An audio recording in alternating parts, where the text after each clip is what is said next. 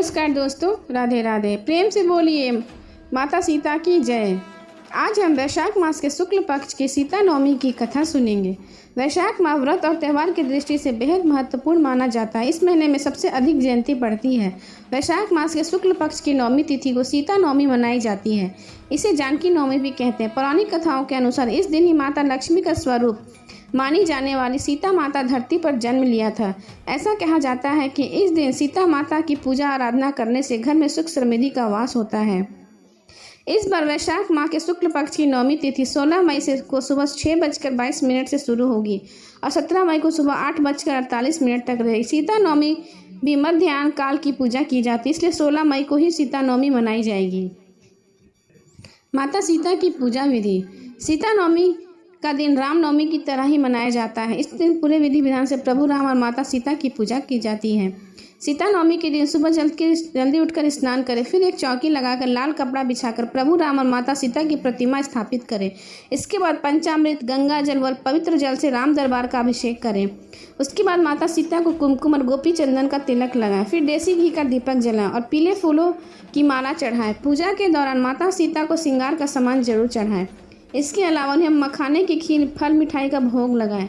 साथ ही सीता माता को इस दिन सफ़ेद कपड़े और फूल जरूर अर्पित करें।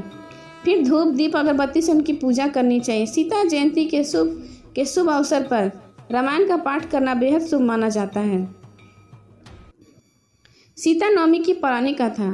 मारवाड़ क्षेत्र में एक वेदवादी श्रेष्ठ ब्राह्मण निवास करता था। उनका नाम देवदत्त था। उन ब्राह्मण की एक बड़ी सुंदर पत्नी थी, उनका नाम शोभना था। ब्राह्मण देवता जीविका के लिए अपने ग्राम से अन्य किसी ग्राम में भिक्षा के लिए जाते थे।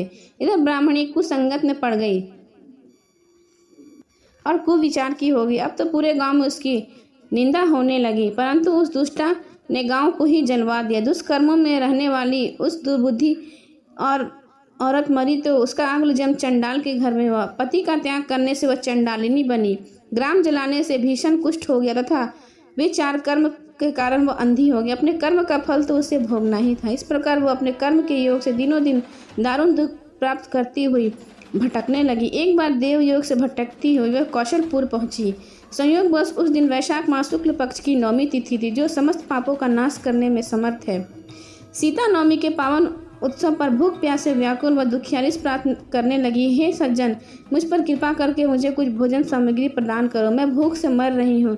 ऐसा कहती हुई स्त्री श्री कनक भवन के सामने बने 1000 पुष्प मंडित स्तंभों से गुजरती हुई इसमें प्रविष्ट हुई। उसने पुनः पुकार लगाए, भैया कोई हो तो मेरी मदद करो, कुछ भोजन दे दो।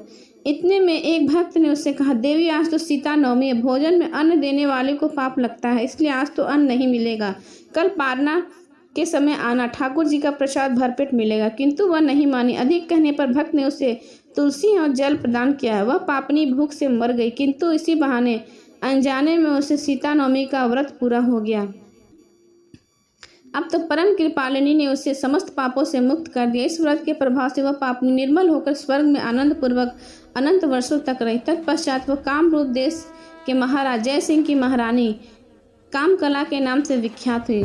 जाति स्मरण उस महान साध्वी ने अपने राज्य के अनेक देवालय बनवाए, जिसमें जानकी रघुनाथ की प्रतिष्ठा करवाई। इस दिन जानकी स्रोत, रामचरितमानस आदि का पाठ करने से मनुष्य के सभी कष्ट दूर हो जाते हैं। अंत सीता नवमी पर श्रद्धालु माता जानकी का पूजन अर्चन करते हैं। उन्हें सभी प्रकार के सुख सौभाग्य की प्राप्ति होती है। बोलो सीता मैया की जय, जानकी माता की जय।